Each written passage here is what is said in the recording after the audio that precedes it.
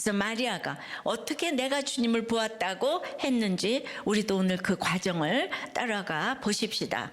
첫째는 문제 때문에 울 때 의외의 천사를 만납니다. 10절 11절이에요. 이에 두 제자가 자기들의 집으로 돌아가니라. 마리아는 무덤 밖에 서서 울고 있더니 울면서 구부려 무덤 안을 들여다보니 10절부터 1절부터 이제 그 9절까지 얘기를 좀 하면은 두 제자는 이 베드로와 요한이에요. 베드로는 예수님의 수제자이고 요한은 예수님이 사랑하시는 제자예요.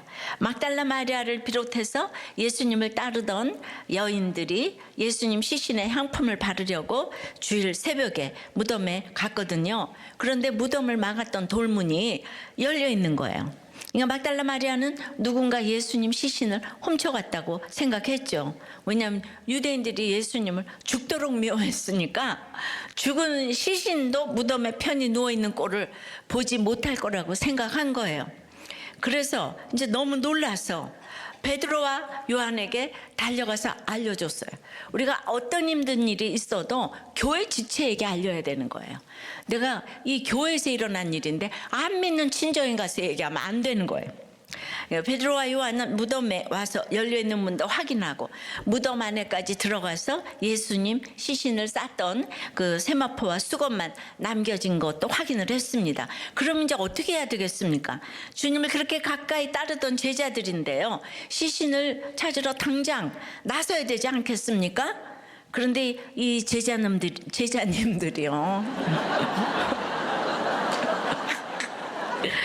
놈들에서 님들로 승격. 그냥 자기들의 집으로 돌아갔어요. 예수님의 시신이 없어진 것도 심각하게 여기지 않았고요. 심각한 문제라고 생각했어도 내가 할 수 있는 건 아무것도 없어. 그냥 포기한 거죠.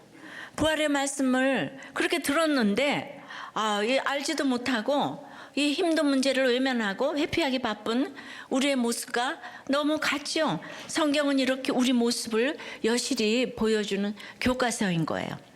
그런데 막달라 마리아는 어떻습니까? 무덤 앞을 떠나지 않아요. 거기에 서 있어요. 그 자리를 지켜요. 문제가 일어난 자리, 생각하고 싶지 않은 자리를 피하지 않고 떠나지 않고 지키고 서 있습니다. 물론 너무 힘들어요. 문제를 직면한다는 건 너무 어려운 거예요. 그래서 마리아가 어떻게 합니까? 울고 있어요. 한번 울고 마는 게 아니에요. 그냥 우는 것도 흐느끼는 것도 아니에요. 원어로 보면 땅을 치면서 소리 지르며 통곡하고 정말 울 기력이 없도록 엉엉 우는 거예요. 막달라 마리아가 누구입니까? 창녀처럼 부끄럽고 죄 많은 인생을 살았어요. 7 귀신이 들리기까지 했어요. 인생의 바닥을 겪었어요. 한 번도 이렇게 올라가 본 적이 없는 삶이었어요. 가족도 없었어요. 구경거리, 수군거림, 놀림거리였어요. 모두에게 버림받은 인생이었어요. 육적으로 영적으로 완전히 무너진 인생이었습니다. 이게 막달라 마리아예요. 우리 인생이 막달라 마리아 같습니다. 장르와 정도만 다를 뿐 우리 인생이 다 밑동 잘린 나무 같아서 뿌리로부터 단절되었죠.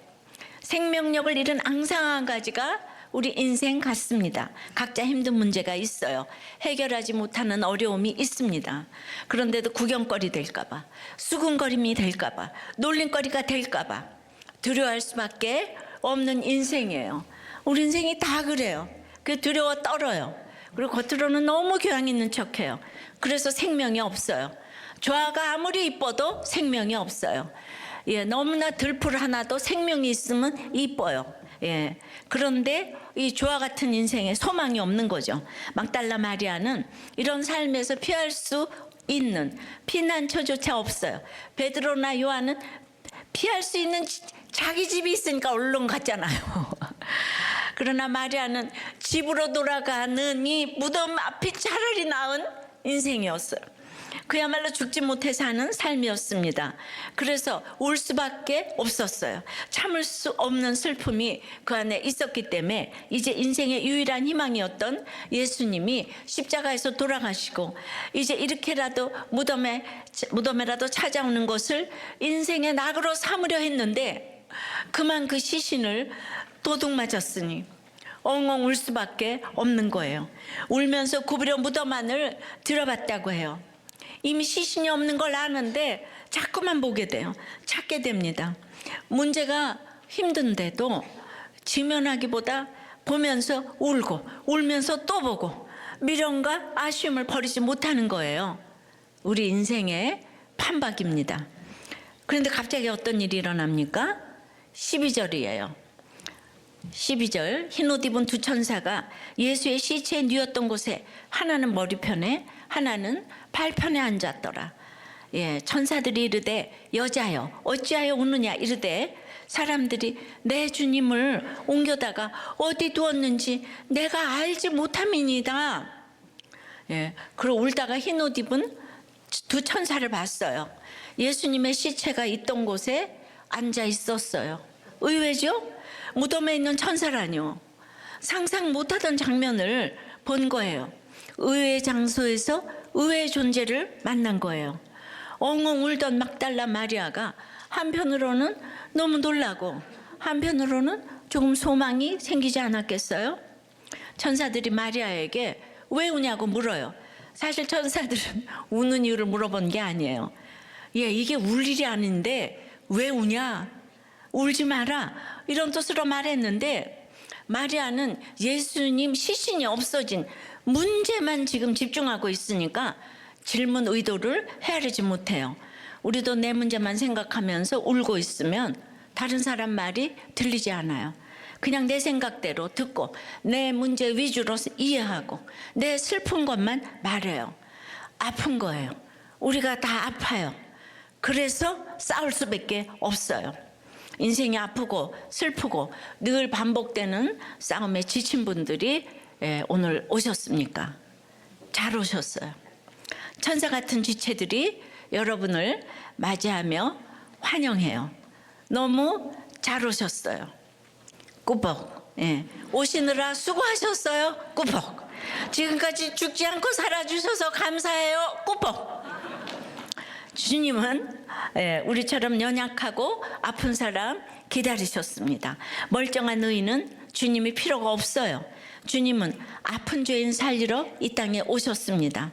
다 죽은 우리를 부활하게 하시려고 오늘 여기서 말씀하세요. 적용 질문입니다. 어떤 문제 때문에 울고 또 울고 있습니까? 의외의 천사 같은 사람을 만났습니까? 누군가에게 천사 같은 사람이 되고 있습니까?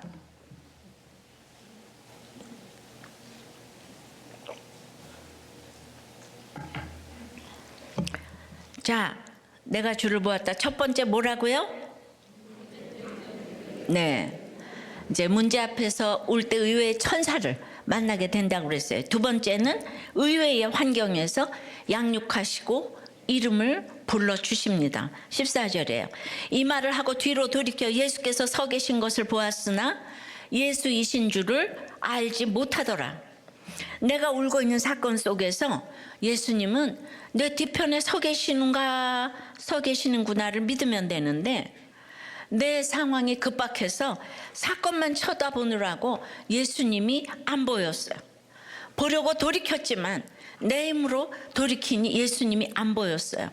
마리아가 그토록 따르던 주님, 이제 그 시신이 없어진 것도 그렇게 슬퍼할 정도로 사모하던 예수님인데요. 왜 못 알아봤을까요? 이것은 굉장히 중요한 영적인 교훈을 주기 위한 사건이에요. 우리의 각자 환경 속에서 내 자녀는 잘 돼야 되고 부도는 절대로 나면 안 되고 세상 모든 사람이 바람펴도 내 남편은 바람피는 일은 절대 없어야 되고 이렇게 그러니까 당연히 내 자녀는 엄친아여야 되고 그런데 이제 남편 문제 또 부도 문제 자녀 문제가 다 터졌어요. 절대로 인정이 안 되는 거예요. 믿어도 이 고정관념은 너무도 굳세어서 모든 것이 제자리에 돌아와 있어야 한다는 말 외에는 아무것도 안 들리는 거예요. 교회가 6만 개래도 지역감정 진영 논리는 절대로 안 변하는 거예요. 그래서 진짜 이 구속사가 들려야 되는데 너무 예수님, 엘리사 말 듣는 사람이 없잖아요. 그죠? 우리는 예수님 때문에 우는 것 같지만은 나도 남도 속는 것이 사건 때문에, 결국 내 자신의 유익 때문에 울 때가 많아요. 막달라 마리아 입장에서 예수님이 정말 자기의 시그니처야. 그냥 예수님, 누가 이제 자기를 그렇게 따뜻하게 해줄 것이며 사람 대접을 해주겠는가? 시신에 향품 발라서 장례 잘 치러 놓고 죽는 날까지 이제 무덤에 댕기는 게 이제 하프타임의 비전인데, 그것이 죽는 날까지의 계획인데, 그것이 예수님을 사랑하는 최고의 방법이라고. 그래서 다 계획 정해놨는데 지금 시체가 없는 거예요. 환경이 어려워서 말씀을 깨달아야 하는데 깨달아지지 않아서 안타깝고 정말 울고 싶을 때가 있지요. 근데 그거보다 더 안타까운 것은 환경이 너무 좋아서 무덤덤한 사람인 거죠. 마리아는 실제로 주님이 부활하셨는데 지금 시체가 보이지 않아서 울고 있어요. 결국 가장 좋은 일 앞에서 울고 있는 거예요. 우리도 지금 내가 울고 있는 사건이 가장 좋은 주님을 만나는 가장 좋은 일인데 시체가 없다고 지금 울고 있는 거예요. 제가 10년 전에 세월호 바로 한 이틀 지나서 설교를 했어요. 첫 번째 대지가 시체가 없어서 울고 있는 마리아. 근데 진짜 여기서 주님을 만나야 되는데 전부 시체 찾느라고, 온 국민이 시체 찾느라고.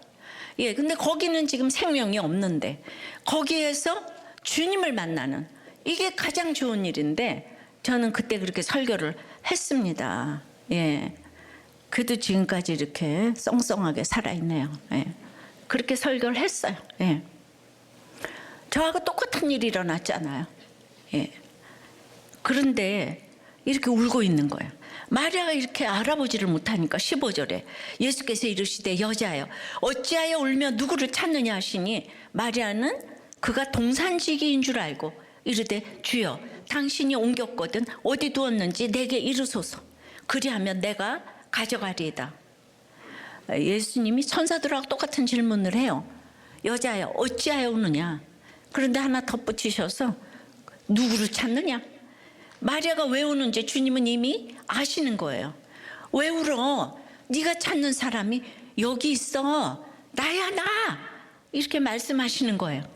근데 이렇게 질문하시는 것은 말씀으로 좀 양육하시는 것이죠. 어린아이를 가르치고 키우듯 양육하시는 거예요. 생각해보라고, 띵크해보라고.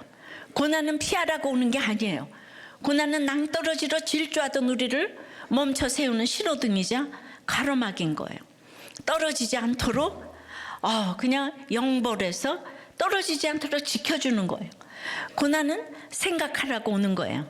내 삶을 생각하고 앞으로 살아갈 삶을 생각하고 그렇게 인생의 방향을 유턴하라는 거예요. 나만 바라보던 삶에서 돌이켜 예수님을 보는 인생을 살라는 사인인 거예요. 이것을 말씀으로 생각하게 하시며 양육해 가십니다. 오늘 주님이 여러분에게 이렇게 말씀하세요. 여러분이 찾던 것이 무엇이든 결국 우리가 주님을 만나야 합니다. 우리를 만드시고 구원하시는 예수님을 만나면 인생의 방황이 끝납니다. 그러니까 해석을 잘해야 방황이 끝나는 거예요. 피해자 입장에서 생각하면 천년이 가도 해결이 안 돼. 구속사적으로 해석을 해야 해결이 되는 거예요. 오늘 나오신 여러분에게 주님이 네가 찾던 대답이 여기 있어. 바로 나야. 나야 나. 오늘 이렇게 말씀하십니다. 그런데 이렇게 말씀하셔도 우리가 알아듣지 못할 때가 많아요. 마리아도 그랬죠. 주님의 음성도 알아듣지 못하고 그를 동산지기인 줄 알았다고 해요. 제가 다 말을 해도 그냥 저 여자가 뭐를 알겠는가. 여자 목사가 뭐를 알겠는가. 수도 없이 저를 그 이상도 이하도 생각하지 않을 때가 너무 많았어요. 그냥 동산지기인 줄 알아요. 여기가 무덤 있는 동산이잖아요. 그리고 살아있는 사람이잖아요. 예수님이 돌아가셨으니까 이 동산에 계실 리가 없다고 확신한 것이죠. 여자 목사는 안수도 안 주는 교단도 아직 있는데, 그러니까 마리아는 주님을 앞에 두고도 그러니까 이런 고정관념 때문에 주님을 찾고 있어요. 예. 시신이 어디 있는지 알려달래요. 예. 정말 시신 찾아 산만리해요. 다 우리. 아무리 경험이 많고 지식이 많고 심지어 사모함이 커도 예수님을 스스로 찾아 만나는 건 불가능한 일이에요. 예수님은 인간의 힘으로 못 만나요. 부활의 예수님이 오실 때는 그러므로 전혀 생각지 않은 장소와 사람을 통해서 옵니다. 그래서 못 알아봅니다. 자, 예를 들면 부활의 주님은 술집에 그 여자를 통해 오기 때문에 못 알아봐요. 교회에서 거룩하게 설교 들으면서도 평생 못 만나던 예수님을 남편이 바람 피우니까 만나고, 부도 나니까 만나고, 아이가 사고 치니까 의외의 사건을 통해서 양육시켜 주시는 거예요. 만나요. 그것을 모르고 시체 없어졌다고 울고 있지는 않은지 생각을 해보십시오. 예. 그러니까 정말 교회를 다녀도 이 문제가 해석이 안 되는 거예요. 수많은 돈을 써서 우리의 목적은 시체 찾는 거였어요. 이걸 예수 믿는 분들이 다 해석을 해줘야 되는데, 예, 저는 성남 체육관에서 부활절 연합예배에서 이 설교를 소리 높여 외쳤습니다. 그날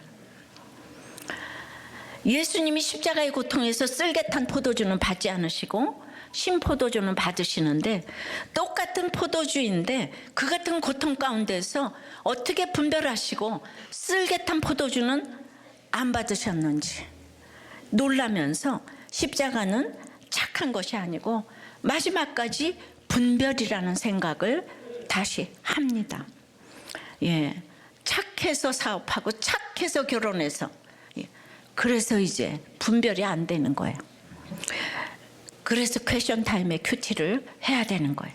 내가 거절 못해서 쓸개탄 포도주를 받는 이 착함으로 집안이 망하고 나라가 망할 수 있는 거예요. 그 사건을 보면 우리는 이렇게 분별을 하는 거예요. 다 이래서 속아서 이러고 저러고 한다 그러면 우리는 딱 분별을 하는 거예요. 저 사람이 저거를 자기 욕심으로 저거를 받았구나. 외모로 보지 말고 본질을 분별해야 돼요. 동산직이라고 믿음이 없는 게 아니에요. 제가 여자 목사라고 믿음이 없는 게 아니에요. 예. 근데 들으려고 하질 않아요. 근데 지금 20년쯤 지나니까 우리도 꽤 열매가 너무 많아졌어요. 그래서 요새는 조금 자신 있게 얘기를 해요. 열매로 얘기를 하니까. 살아온 인생을 생각할 때 똑같이 성경을 가지고 얘기하는데 동산직이라고. 네가 뭘 알겠느냐. 내가 주님을 꼭 만나야 하는 시간과 장소를 내가 결정해 놓고 있으나 주님은 의외로 다른 곳에서 나타나실 수 있지요. 우리는 이럴 때 어디까지 적용을 해야 할까? 우리는 무엇 때문에 울고 있나?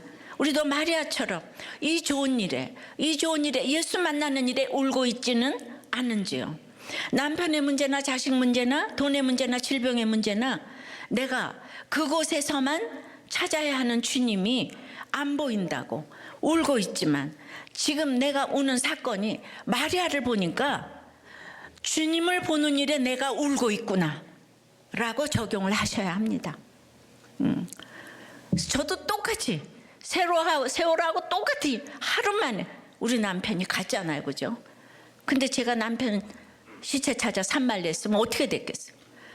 정말 건강했던 남편이 하루 만에 갔어요. 똑같은 사건이니까 제가 증인이 될 수 있잖아요. 누구도 말할 수 없는데 전 얘기할 수 있잖아요. 왜 아멘을 안 해요? 그렇지 않아요? 네. 그 똑같은 사건을 가진 사람이 얘기할 수 있는 거예요. 근데 제가 동산직이라고 제 얘기를 아무도 안 듣는 거죠. 제가 해석을 했는데. 그럼 어떻게 예수님을 만날까요? 16절입니다. 예수께서 마리아의 아시거늘, 마리아가 돌이켜 히브리 말로 라보니 하니 이는 선생님이라는 말이라. 예수님이 마리아 이름을 부르세요. 마리아야.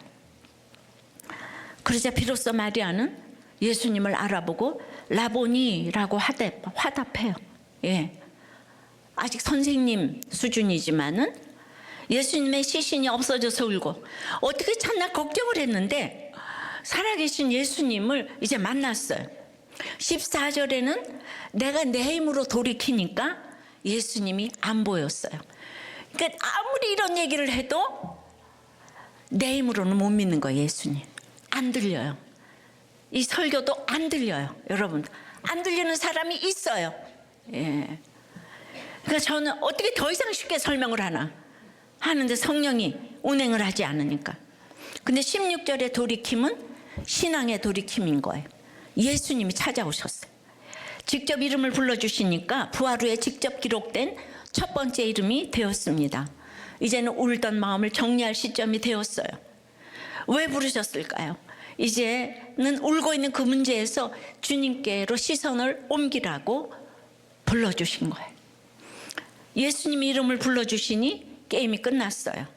그냥 마리아야 이 한마디에 마리아의 마음이 녹았어요. 주님이 불러주셨잖아요. 이렇게 주님은 형편없는 나를 먼저 찾아오시고 울고 있는 내 옆에 계시고 이 모습 그대로 이름을 불러주십니다. 아무개야 아무개야. 그냥 마음이 녹아요. 여러분 모습 그대로 주님이 여러분 이름을 불러주십니다. 마리아야 이렇게 불러주세요. 여러분이 문제투성인 거 문제되지 않아요. 울고 있는 거 괜찮아요. 너무 쉬운 거 몰라도 아무 일 없어요. 일어날 일 없어도 피할 곳이 없어도 걱정 없어요. 예수님은 그냥 여러분 모습 그대로 여러분의 이름을 그대로 불러주십니다. 그러면 여러분은 그냥 살아날 줄 믿습니다. 여러분 자녀가 나쁜 건 먹으려고 하면 어떻게 해요? 아무개야 이름 불러서 뜯어 말리잖아요. 사랑하니까요. 오늘 주님이 이렇게 여러분 이름을 부르십니다. 고난이라는 사건으로 불러주셨고 오늘 말씀을 통해 여러분 이름을 직접 부르십니다. 지금 여러분 이름을 한번 불러보세요. 사랑의 마음으로 이름을 불러보세요. 내 이름만 아니라 옆에 같이 오신 분 이름을 불러보세요. 가족들이 오셨으면 서로 이름을 불러보세요.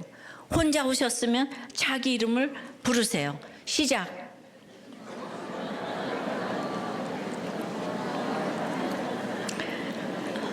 여기서만 부르고 끝나지 마시고요. 집에 가서도 계속 이름을 부르시기 바라요. 예. 저는 이렇게 남편이 다정하게 이름을 불러준 적이 없는 것 같아요. 예. 그러니까 어떤 남자가 불러줬으면 따라갔을 것 같아요. 예. 예. 그러니까 그렇게 스윗한 거예요. 그렇게. 예. 주님이 불러주시는 이름인 줄 믿습니다. 적용 질문이에요. 하나님이 여러분의 이름을 불러주신 고난과 말씀은 무엇인가요?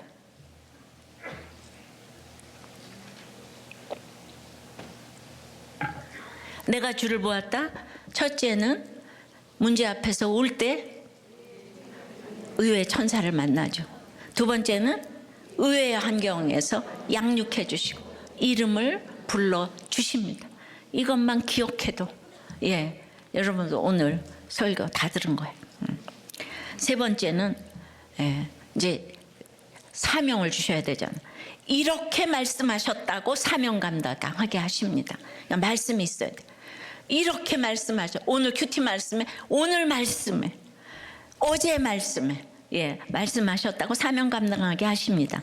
17절에 예수께서 이르시되 나를 붙들지 말라. 내가 아직 아버지께로 올라가지 아니하였노라. 너는 내 형제들에게 가서 이르되 내가 내 아버지 곧 너희 아버지 내 하나님 곧 너희 하나님께로 올라간다 하라 하시니 막달라 마리아가 가서 제자들에게 내가 주를 보았다 하고 또 주께서 자기에게 이렇게 말씀하셨다 이르니라. 돌이키니까 말씀이 들려요. 말씀하신 내용은 붙들지 말라, 만지지 말라. 현재형 헬라어로 계속해서 주님의 그 육신을 붙들고 늘어지는 행위를 말해요. 그러니까 주님을 다시 만났어요. 그러니까 부활의 주님을 만난 것 같은데 아직 육신의 주님, 이게 반가이가 되는 거예요. 거기에 다시 길이 있다고 생각하는 거예요. 마리아는 예수님을 알아보는 순간에 예전 예수님과 함께 있었던 생각이 나서 또 같이 있고 싶고 전처럼 예수님의 말씀을 듣고 싶은 생각에 다시 예수님을 붙들고 만지려는 이 생각이 있는 거예요. 힘들 때는 이제 돌이키다가도 조금 나아지는 것 같으니 다시 행복했던 때를 꿈꾸며 그때로 돌아가고 싶은 거예요. 자, 자꾸 남편 얘기해서 죄송한데요. 남편의 외도나 또 여자의 외도나 같은 거죠. 아내의 외도나. 울며 주님께 양육받고 주님을 만났어요. 남편을 초청했더니 남편이 와서 정신을 차렸어요. 그러니까 남편이 정신을 차리니까 사명을 딱 놓아버리고 옛날에 하던 대로 그냥 남편 그냥 붙들고 그냥 놀러 다니고 싶은 거예요. 예배고 목장이고 교회고 주님이고 다 떠나도 남편만 있으면 그저 좋아요. 이게 남편 사랑이 아니에요. 망하는 거예요, 그거. 이게 바로 육적으로 붙들고 늘어지는 거죠. 이제는 새로운 부활의 가치관을 가지고 이타적으로 살라는 것인데, 예, 이타적으로 살아야 여기까지 가야 하는 거예요. 제자들에게 가서 내가 주를 보았다고, 자기에게 이렇게 말씀하셨다고 전하고 사명을 감당하라, 이렇게 하는 거예요. 근데 제자들은 못 알아듣고 도망가고 팔아먹고 흩어졌지만 창녀 마리아는 무서움보다는 죽음보다 강한 사랑을 가지고 무덤에 가서 울다가 주님을 보았어요. 만났어요. 사명을 주셨어요. 이렇게 막달라 마리아가 내가 주를 보았다고 처음 전도 간증한 곳이 어딘가 하면은요, 예, 기라성 같은 예수님의 제자들이었다는 것 아니겠습니까? 아이러니컬하죠. 예, 예. 제가 우리 집에서 처음으로 남편이가 온통 그냥 장례식 하니까 모든 목사님들이 다 와서 예배를 드려주셨는데 제가 이렇게 그때 간증을 했다니까요. 아유, 정말 말씀이 응하는 사람이에요. 뭐 진짜 어떻게 정말 입이 없어 말을 못해요. 어제 요한복음 19장 마지막은 다 이루었다로 예수님의 이 땅에서의 사명을 이제 완수하셨다고 했어요. 그런데 근데 성경을 응하게 하려 하서 이 모든 일을 다 이룬 후에 성경을 응하게 하려 하서 목이 마르다고 하셨어요. 내 인생의 결론은 성경이 이루어지는 것이고 마지막까지 해야 할 일은 성경의 목이 말라야 한다는 거예요. 근데 우리는 끝없이 세상에 목이 말라요. 예, 예수 믿으면서도 정욕의 자랑에 세상의 안목에 목이 말라요. 야망에 사역을 해도 야망에 사역에 선교에 설교에 목이 말라요. 예, 그러니까 성경을 응하게 하는 삶이 최고의 전도요, 양육이요, 정말 상담이요, 삶이에요. 이제 뭘 해야 합니까? 부활하신 주님의 증인이 돼요. 내가 주를 보았다고 외쳐야 합니다. 적용 질문이에요. 놓치고 또 놓쳐도 또 붙들고 싶은 이 육신의 즐거움은 무엇입니까? 내가 산수갑산을 가도 예수를 믿고 뭘 해도 나는 이걸 못 놓치겠어. 예. 내가 듣고 싶은 가장 기쁜 소식은 무엇입니까? 부활하신 주님을 보았습니까? 부활이 내게 가장 기쁜 소식입니까? 여전히 남편, 자녀, 아내, 돈 이런 것들이 기쁜 소식입니까?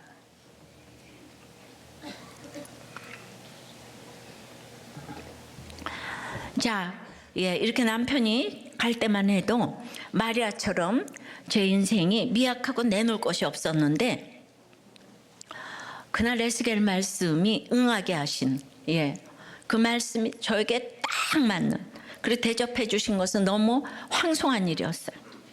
남편이 천국 갔다고 하시고 저에게 사명을 주신다고 했습니다. 남편이 알타가 간 남편도 아니고 아침에 멀쩡하게 병원에 일하러 나가서 이 세월호 사건이 저한테 일어났어요. 진짜 하루 만에 죽은 것이, 예, 얼마나 무서운 일입니까? 그리고 제가 남편이 집에 가고 싶다고 그래서 엘리베이터도 없는 아파트 5층으로 이제 같이 왔잖아요. 그 보료가 있던 자리에 남편의 시신이 3일 동안 누워있다가 갔어요. 그러니까 제가 자꾸 그 안방에 누웠던 곳을 자꾸 보게 되지 않겠어요? 누가 집에서 장례식을 치르겠어요, 요새 젊은 사람이. 그래서 생각나면 어쩌려고. 그런데 에스겔 18장 말씀으로 이렇게 양육을 해주시니까 천국 갔다 그러고, 예, 이 일은 공평한 일이라 그러고 너는 이제 사명자라고 하고, 우리 남편이 천국 간 걸 하나님이 아시는 거예요. 내가 그가 돌이켜 사는 것을 내가 왜 기뻐하지 아니하겠느냐. 내 문제까지 내가 생각했던 까지 주님이 다 말씀해 주셨어요. 그러니까 제가 이 양육으로 뒤에 있던 예수님을 하루 만에 보고 살아났어요. 제 이름을 불러주시는 것 같았어요. 여자들의 증언은 법정에서도 인정받지 못하던 때에 예수님의 탄생과 부활이 여자들에게 목격이 된 거예요. 정말 전 여자잖아요. 우리나라 5천년 반만년 우상단지 나라에서 예수가 들어왔어요. 제가 70년 전 그 삶을 살았잖아요. 그때만 해도 여자는 인간으로 대접 못 받아. 다 겸상도 못하고 여자는 뭐 이혼하고 과부가 되면 마음대로 할 수 있는 존재인 거예요. 그런데 어떻게 내가 예수를 믿는 부모를 만나서 내가 공부를 할 수가 있냐고. 내가 지나고 나서 보니까 그렇게 공부를 한 사람은 너무 극소수인 거예요. 예수를 믿었기 때문에. 그러니까 예수를 가져다 준 분이 제가 얼마나 감사하겠어요. 모두 도탄에 빠져서 다 무시받고 사는 거예요. 그럼에도 저는 여자로 태어난 게 그냥 인생에 이 피해의식으로 가질 수밖에 없는 사람이었는데, 그래서 저는 이러한 여러분들이 예수가 고마워야 되는데 예수 따로 삶 따로 날마다 그렇게 얘기를 하는 거예요, 여러분들이. 그러니까 내 사건에서 살아난 것은 위안받는 정도가 아니라 증거를 해야 되는 거예요. 근데 정말 살아난 사람은 교양 있게 못해요. 물동이를 버려두고 와보라 한 사마리아 여인처럼 저도 와보라 하고 외치다가 여기까지 왔어요. 내 사건에서 교양 있게 위안 정도만 받는다면 이건 부활을 전하지 못해요. 제가 최고 학부를 나와서 그렇게 피아노 하다가 어떻게 이 길을 걸어가겠어요? 여러분들이 이렇게 무시를 해야 되는데 내가 어떻게 이 길을 걸어가겠어요? 내가 부활의 주님을 만나지 못했다면 어떻게 이 길을 걸어가겠어요? 그것 때문에 하나님은 나를 인류되게 하셨어요. 내가 돈이 좋고 그러면 이 길을 갔지. 이게 사명이 아니면 어찌 이 길을 가겠습니까? 우리 의사의 남편은 아주 완전주의자예요.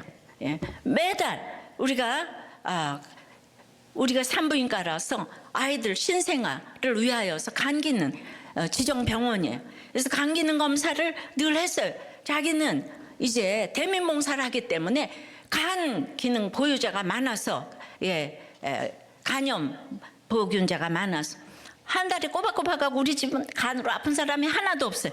근데 갑자기 간암으로 이렇게 갔잖아요. 한 달에 한 번씩 꼬박꼬박 검사했어요. 인간의 생사화복은 의사가 아니라 오직 하나님만이 주장하십니다. 그래서 아침에 멀쩡하게 병원 나갔다 하루도 안 된 상태에서 뇌사 상태로 앰뷸런스 타고 아파트 5층으로 왔어요. 그리고 자기 말대로 잠시 후에 천국에 갔습니다. 내가 이 땅에 소망을 두고 살았다면 내가 믿는 예수님이 얼마나 이상한 분이냐고요. 갑자기 졸지에 예수 잘 믿다가 남편 없는 이제 과부가 됐어요. 남편이 근사하게 믿어서 나를 폼나게 해주었으면 좋았으련만 그날 구원이 돼서 울고 또 해석이 안 돼서 이제 울었어요. 이미 예수님은 내 뒤에 서 계시는데 나는 남편의 구원을 위해서 생명을 내놓았는데요. 그런데 왜 내 목숨이 아니고 남편의 목숨인 거예요? 저는 그렇게 기도한 적이 없는데요. 너무 이상하지 않아요, 주님? 하루 종일 생각하고 울고 또 울었는데 그날 제가 병원에서 남편의 영접 신방을 받아내고 그리고 집에 왔잖아요. 집으로 왔다가 천국 갔는데 제가 병원으로 안 돌아갔어요. 그래서 그날 아침에 말씀을 저녁에 그 문갑 위에 있는 큐티 책하고 성경을 통해서 그날 밤에 오늘 말씀은 도대체 뭔가 그리고 제가 폈어요. 여러분 이사만 가도 성경을 안 보고 여행만 가도 안 보는 이 성경 남편의 시신 앞에서 그날 말씀을 펴들었어요. 이게 성경이 응하는 사건인 거예요. 그날 에스겔 18장 말씀 그대로 말했던 것처럼 공평하신 하나님이라고. 이제 내가 왜 악인의 죽는 걸 기뻐하겠냐. 그가 돌이켜서 사는 걸 내가 왜 기뻐하지 아니하겠느냐. 그거 헤아리고 돌이켜 떠났으니 정령 살고 죽지 아니하리라. 이 하나님의 살았고 운동력 있는 말씀, 이거 양육을 해주시니까 제가 그냥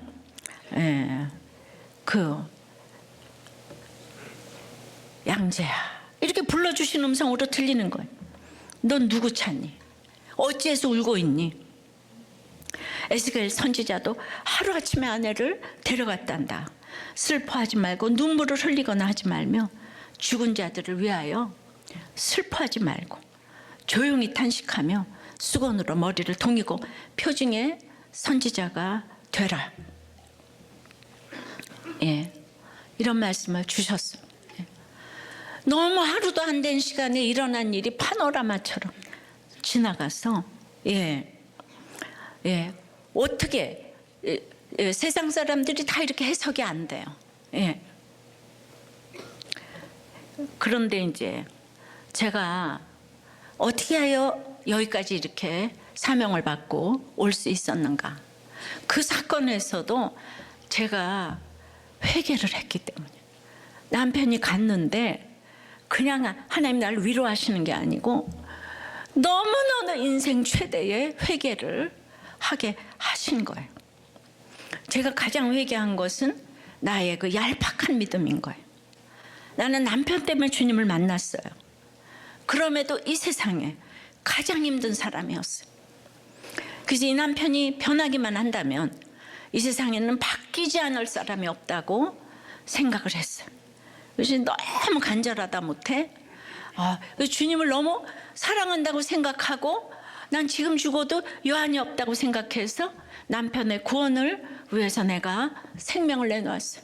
내 생명 걷어가셔도 남편 구원해달라고. 그러니 저 같은 믿음이 어디 있겠어요. 저는 그냥 당연히 제가 이 세상의 믿음이 제일 좋은 줄 알았죠. 그런데 글쎄 남편이 간암으로 쓰러진 지 하루 만에 천국에 간 거예요. 이 의가 하늘을 찌르는 이 남편은 도저히 나는 회개할 것 같다는 생각이 안 들었어요. 왜냐하면 우리 남편 자체가 효자예요. 바람도 안 펴요. 아이들한테도 너무 다 잘해요. 그런데 힘들다니까 이해가 안 되죠.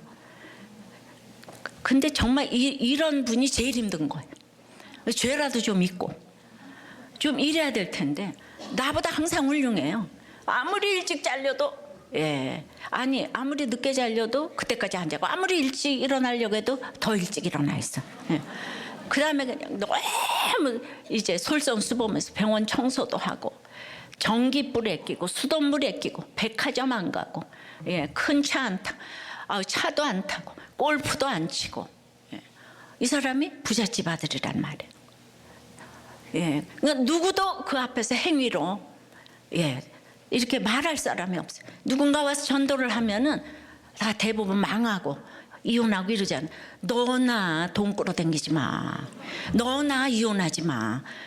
그러니까 저는 그 남편에게 복음 전해줄 사람이 없어서 오늘 이렇게 안타깝게 그 한 사람, 이 남편 같은 사람에게 이렇게 복음을 전하고자 하는 거예요. 근데 그 남편이 그냥 간암이라고 육이 무너지니까 그야말로 정말 내가 산부인과 의사로 이 낙태한 죄를 고백을 했어요. 처음 보는 목사님한테. 회복시켜 주셔도 감사하고 회복시켜 주시지 않아도 할 말이 없다고. 성령께서 함께 하시는 회개를 하고 그 하루 동안에 보여준 모습은 지금까지도 해석이 안 되는 이상한 행동을 했어요. 사형 선고받고 화급을 다투는 그때에 말이죠. 사람은 죽을 때는 진심이 나오잖아요. 죽을 때는 거짓말할 수가 없어요. 그러니까 그렇게 효자에다가 아이들밖에 모르고 나는 주워온 여잔지 뭔지 그렇게 구박을 하고 학대를 일삼더니 그냥 병명을 듣고 내가 당신 회개하고 천국 가지 않으면 살 소망이 없다.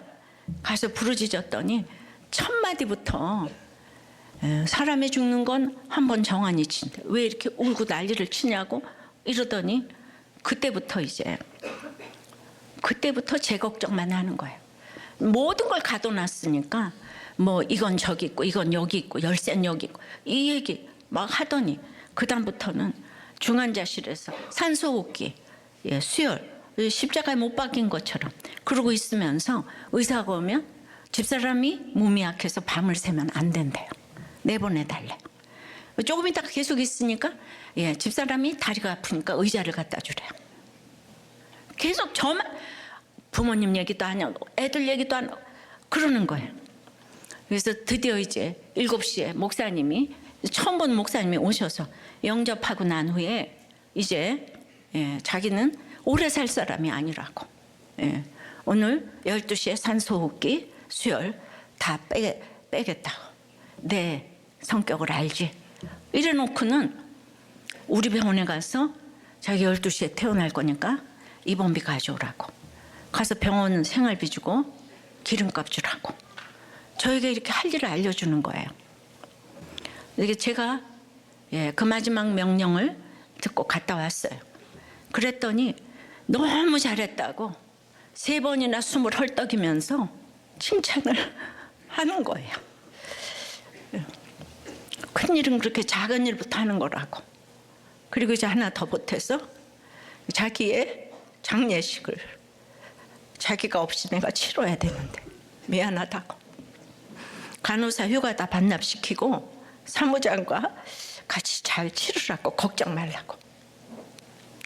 그것이 마지막 유언이 되었어요. 저는 이제 하루도 안 된 그 상태에서 중환자실에서 남편이 뇌사 상태에 들어가니까 다 해서 그 인공호흡 다 시키잖아요. 그래서 그 자리에서 마지막 생명이 쓰러져가는 모습을 제가 봤어요. 죽음에 대해서.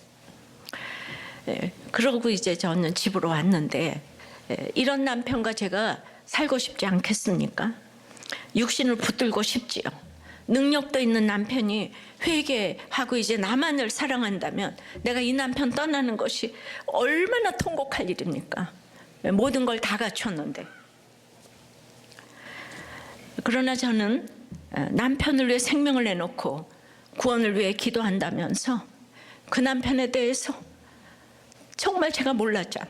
나는 예수 믿는 사람이고 그는 나쁜 사람인데 그 나쁜 사람은 나를 이렇게 사랑하는데 나는 너무나 이 구원 위해서 생명을 내놓고 이런 사람이 그 남편이 힘들어서 이혼 생각을 하고 죽을 생각을 하고 제 사랑의 넓이와 깊이가 얼마나 얄팍한가. 이 세상에는 이제 나는 이 얘기를 하면서 살아야 되겠다. 그걸 너무나 크게 깨닫게 하시고 회개하게 하시고 지금까지 회개해서 그때부터 지금까지 저에게 눈물이 마른 적이 없어요. 사람이 얼마나 사람을 모르냐고요. 그러니까 저를 보니까 어떤 사람도 저는 돌아올 가능성이 있다고 믿습니다. 여러분들이 함부로 이 사람은 안 돼, 저 사람은 안 돼 이런 얘기를 하시면 안 되는 거예요. 제가 그랬어요. 그 믿음 가지고도 이 남편은 정말 안 될 거다. 이런 생각을 이 고정관념이 제가 있었던 거죠. 그래서 남편으로부터 주어지는 육신의 기대를 내려놓고 지체들에게 가서 내가 주를 보았다고 이 외치는 사명의 삶을 살게 하셨어요. 그 말씀이 응하는 삶이 아니라면 제가 어떻게 가짜로 지금까지 35년 이렇게 살게 하시겠어요?